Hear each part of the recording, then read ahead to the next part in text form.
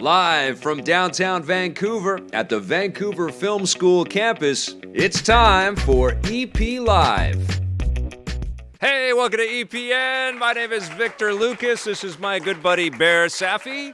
And we bring you the latest in everything cool. And as you can tell, people are here to celebrate. We've got a pre-Halloween special today. I think this gives it away a bit, doesn't it? There's a lot of horror games we'll be talking about. I'm glad I'm on the show because I love horror games, but I'm so terrified to play them at the same time. Yeah. It's a genre that I totally appreciate, but I'm just totally afraid to touch and get near.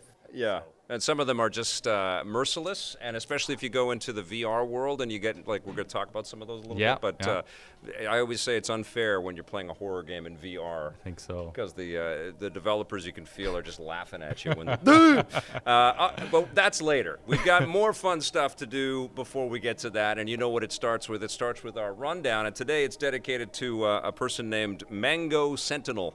That's a Marvel vs. Capcom 2 reference, by the way, Mango Sentinel. Okay. Yeah. Very good. We get the esports guy. That's the lore. That's the lore. A lot of people don't know that. Mango, of course, right? A mango-colored sentinel. Yeah, nice. That's exactly what it is. All right. He says, I stumbled upon your channel through Happy Console Gamers. Yay! And what a consummate pro you. Okay, I'm not going to. He's just really nice. He says, so many rotten bozos on this platform, and your channel is a breath of fresh air. Well, I'm not going to. Okay, I'll take it. Right. I love it. No, it's very nice, Mango Sentinel. This rundown is all yours. You may have heard that there's been another great disturbance in the force. Earlier this week, news broke that Disney and Lucasfilm have parted ways with Game of Thrones producers David Benioff and D.B. Weiss, who had been developing a new Star Wars trilogy. The pair had stated publicly that they just don't have enough time to focus on Star Wars and all their other projects. But behind the scenes, there are rumors that the pair had creative differences with Lucasfilm and the studio's president, Kathleen Kennedy. This is the latest high-profile departure of filmmakers from the Star Wars franchise, following others like Jurassic World director Colin Trevorrow and original Solo directors Phil Lord and Chris Miller. The Benioff and Weiss movies were the only Star Wars films that Disney had on their schedule after this year's Episode 9, so it's unclear what new movies might be up next. What do you think about all this? You got to imagine the amount of stress there is on any producer or director taking on a Star Wars IP. And I think especially after The Last Jedi, especially what Rian Johnson did with the franchise, which was a very mixed kind of opinion there. Alongside, all the pressure from Game of Thrones that they had, and now dealing with Kathleen Kennedy and all of this Disney buzz, it's difficult. What they're saying publicly is Netflix gave them a ton of money, and they have a lot of responsibility. They got like a $300 million deal from Netflix. But here's what I think is likely going on a little bit behind the scenes right now. Kevin Feige is coming in after doing 22 Marvel movies. Like them or hate them or whatever, they've all succeeded, and they've made Disney a ton of money, and more people are happy about that than I think the Star Wars world and kind of the recent couple of pictures. And I think, and Feige has expressed that he wants to work on a film. And one of his compatriots, actually the person that helped to kind of launch the whole MCU, Jon Favreau, is a big part of The Mandalorian, which has incredible buzz. Taika Waititi is in there. And when I started to kind of put this picture together, I realized that J.J. Abrams has never been asked to do anything in the MCU, but he's a big part of the kind of ingredients of what's in Star Wars. I feel like it's not a coup or some big dramatic thing, but I think Disney is starting to kind of pivot over towards Kevin Feige and his band of creatives and the director pool that he's got access to and the writer pool. And I think that's going to be that's we're kind of slowly shifting towards. Honestly, Vic, I think Disney, I think, is going to stop giving as much creative freedom. I think they gave Rian Johnson way too much creative freedom with The Last Jedi, and I think that they're going to try and plan things out more. And I think that they need to plan a trilogy out from the beginning instead of writing them as individual movies. Yeah, I mean, you could say what you want about George Lucas, but Lucas had a vision and a plan and the money to kind of make the movies that he wanted to make. And I think that the Star Wars deal was so big and so many cooks in the kitchen and biggest franchise but no one leader, and J.J. Abrams did not step up to say I'm going to do it, and I think Kathleen Kennedy has been trying to do that, but I feel like Kevin Feige might be saying, look, I want to kind of move into that direction and let some of the people that he's been grooming at Marvel take over a little bit more of the responsibility at Marvel. I would not be surprised about that. Kennedy retires, Feige steps in. There are people that move up the ranks at Marvel, and we get a different kind of Star Wars film. That'd be interesting. I would like to see that. But I think just for any sole person, I think the Star Wars franchise is far too much to put on someone's shoulders. Well, I feel like the Marvel stuff was too much too, but Feige and the group that he shepherded prove themselves. I think he had some terrific writers too that we don't give enough credit for, right? They were taking pages straight out of comic books and turning them into screenplays. Yeah, incredible work. So and I feel like Star Wars needs that figurehead, needs that person to kind of say, nope, this is the way that we're doing it. Honestly, Dave Filoni is the person to do that. The guy that's been doing all the animated work, and he's a part of The Mandalorian as well. Filoni's amazing. All right, let's move on. Benioff and D.B. Weiss aren't on Game of Thrones anymore, but things are shaking up over in the Seven Kingdoms as well. HBO has canceled one of Game of Thrones spin-off series, but is moving forward with another.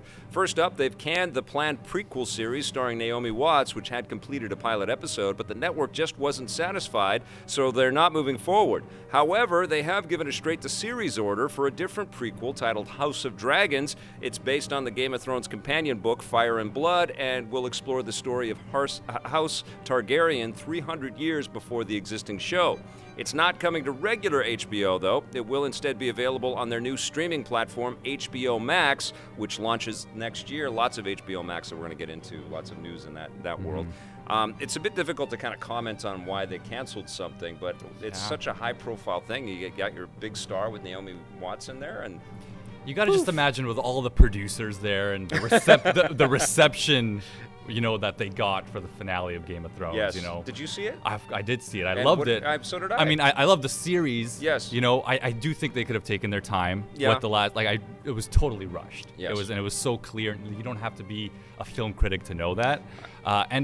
You just got to imagine they're panicking a little bit because anything that comes out that has the Game of Thrones title now, people are going to be extra critical with it, right? They're going to be like, you guys are putting money on this when you guys could have been taking more time. It's not stopping The Walking Dead, man. Like it's a license to print money, and people will give these things a shot. Don't get me wrong, Walking Dead is doing fantastic, but you got to imagine, you got to admit that the buzz has really died down for The Walking Dead. I would say, it's not nowhere near it was 5 years ago. They're launching a new show. Yeah, so I mean, they're going to have 3.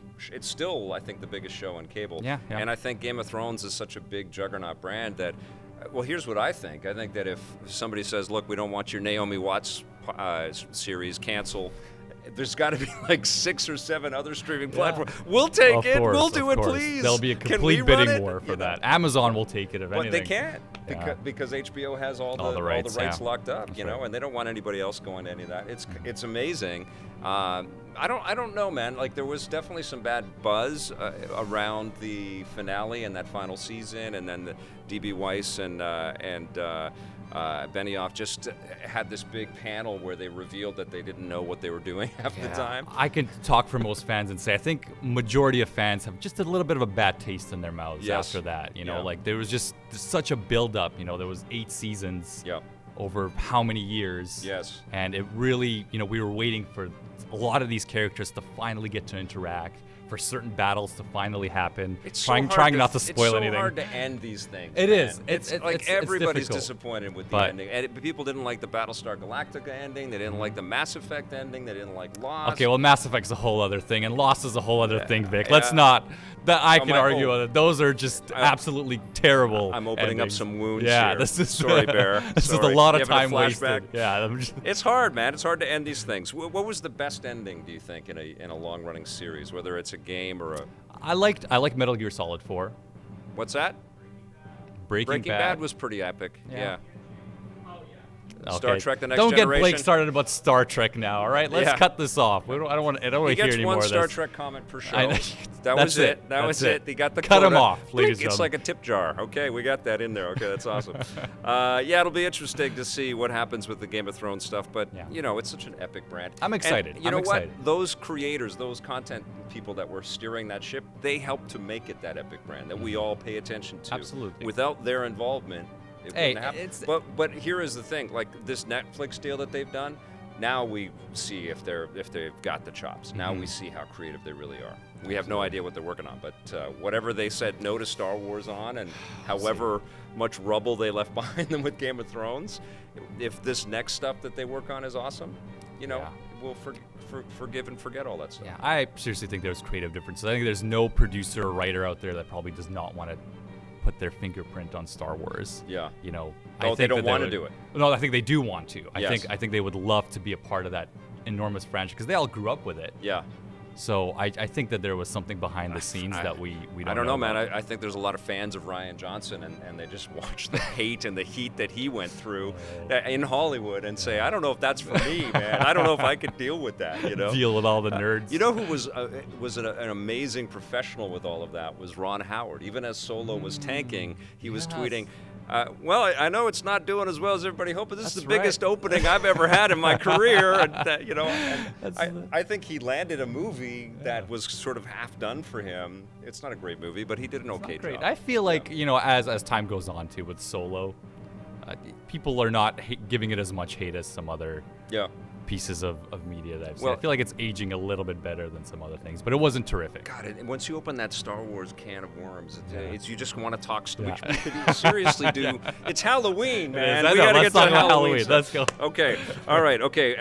We have a stop with Superhero Land here, and the HBO Max streaming platform is getting not one but two heroic new shows from the DC universe. Mega producer Greg Berlanti, who's overseen Arrow, The Flash, Supergirl, Legends of Tomorrow, Black Lightning, Titans, Doom Patrol, and Batwoman. There's way too many of these shows, Vic. Just to name a few. I mean, it's like a comic rack at this point, right? Is adding another two DC shows to the list. Variety reports that he's developing a new Green Lantern show along with an anthology series called Strange Adventures based on the DC sci-fi comics of the same name.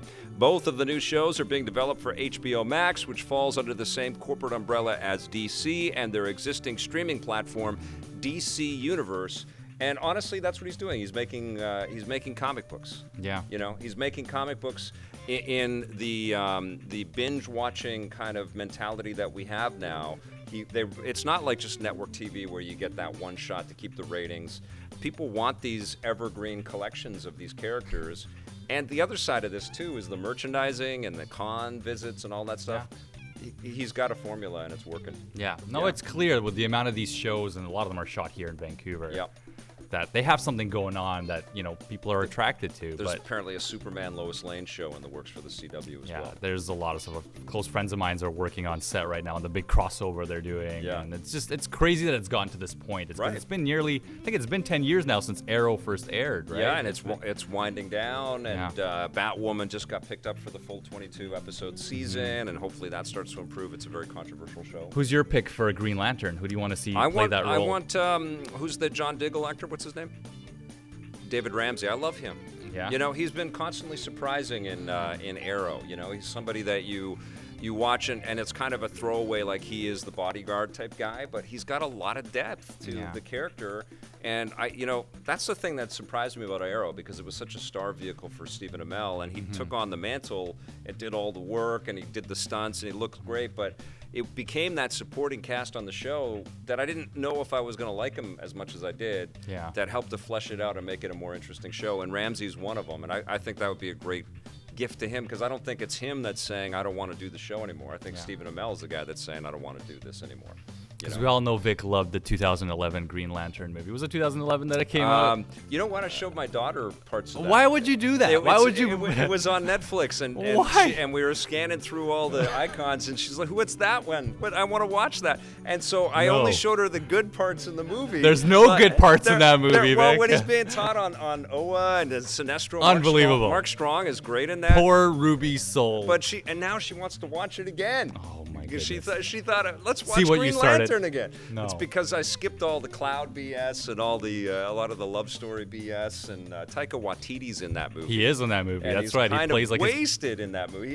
Not like stoned. He's they didn't use him properly. I mean, he could have been stoned. Yeah.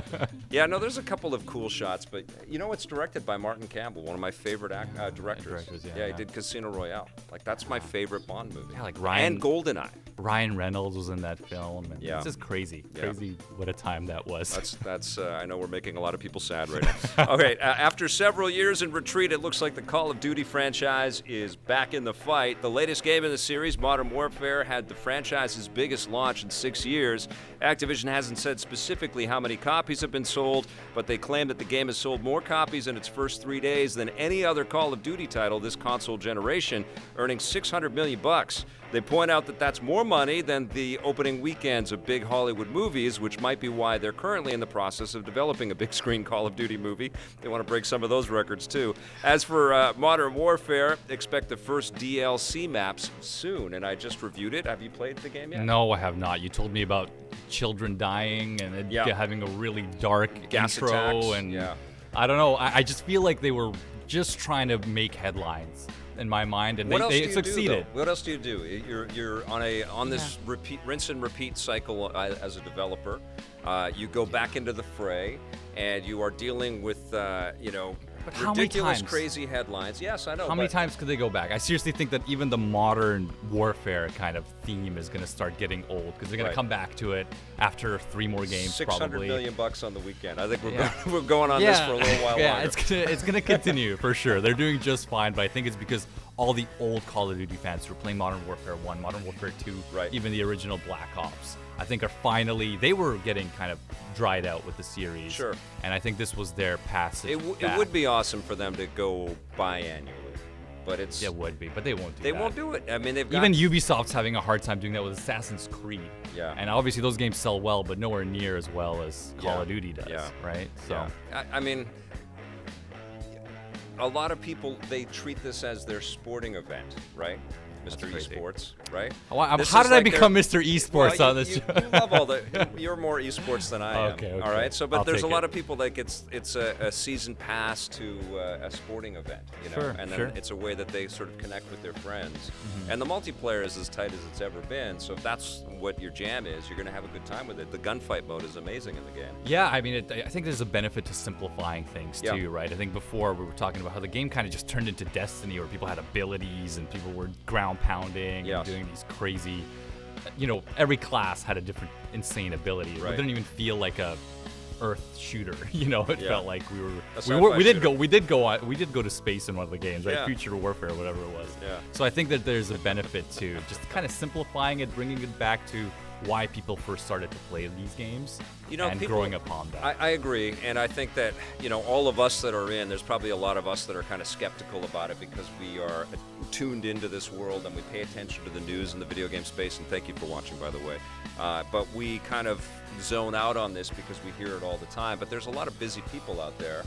Your regular day job is with busy people that probably buy 2 or 3 games a year, and I bet you've got a bunch of colleagues that Call of Duty is one of them. That's true, yeah. That's absolutely right. And they know when they buy it, they get their money's worth because these things are not cheap, and Activision doesn't, cheap out on the development costs either, Another thing that came to my mind too is I feel like the industry was kind of moving away, not fully moving away, but I felt like the amount of first-person shooter games that were coming out was starting to dwindle a little bit, or the ones that were coming out weren't as successful as they hoped. We thought that Destiny would have been a much bigger franchise at this point than it really is, and I know Borderlands done well, but there's been a lot of shooters that have come out that just did not really deliver. Yeah. And I think it kind of opened up this passageway for games like Call of Duty to come back, for even like Apex Legends to do as well as it is now. Yeah. So there's a dependability, right? The other thing, and Blake didn't put this in the news today, but PlayStation 4 just crossed the 100 million 104 sales, million, threshold, and that is also an ingredient here, because obviously PlayStation 4 gets some exclusive content with Call of Duty, and that sheer amount of machines out there with hungry gamers that want something that they're going to be able to play on it. Call of Duty fills that void as well. But the fact that PlayStation 4 has done that well in this generation, in the face of free games like Apex Legends and Fortnite and tons of them out there, and all the mobile stuff that's out there, is pretty remarkable. Pretty 100 million. Quick question: do you still think PS5 is the last console? I do. For Sony. I do. Crazy, Vic. I do because 100 million is a lot of people, but it's not what the industry deserves. Okay. The industry deserves way more. Let's make a deal right now, Okay. Vic. Dinner. Yeah. Okay. I guess we'll know in 7 years. In 7 years, you'll be 24. I'll be 46. I'll be 24. Yeah. But I think the way that we think of PlayStation as a conventional console, I think that's pretty much done, and streaming is going to be the big focus after this next generation. Interesting. Yeah. Okay, we'll see. Yeah, we'll see. We'll find out. But I think that the onslaught of competition for access is going to get enormous. Yeah. You know. Yeah. I mean, honestly, if Apple said, we really believe in Apple Arcade, we got enough. I don't know what the numbers are right now, but we got enough subscribers, and they already make so much money off of games, but they never quantify it. But if they start to see, look, we're investing in games and we're getting a major win back on this, if they gobbled up a bunch of developers that would make games at this scale, they would change the whole landscape of the video game industry like that. Would take a lot of work, development work. But 7-year bet, ladies and gentlemen. 7-year we'll bet, yes, please come back. It's like the 6-month bomb in Batman Dark Knight Rises. Remember? I just remember to set a bomb over here. It's gonna go off don't bring Michael Caine out. Don't bring Michael Caine out. That's my Bane. I know that's your Bane, but eventually Michael Caine comes after Bane. Oh, yes. Okay. Would you like me to drive the Batmobile, Mr. Wayne? All right, okay. There it is. All right. There it is. Anyways. Okay, that's enough of that.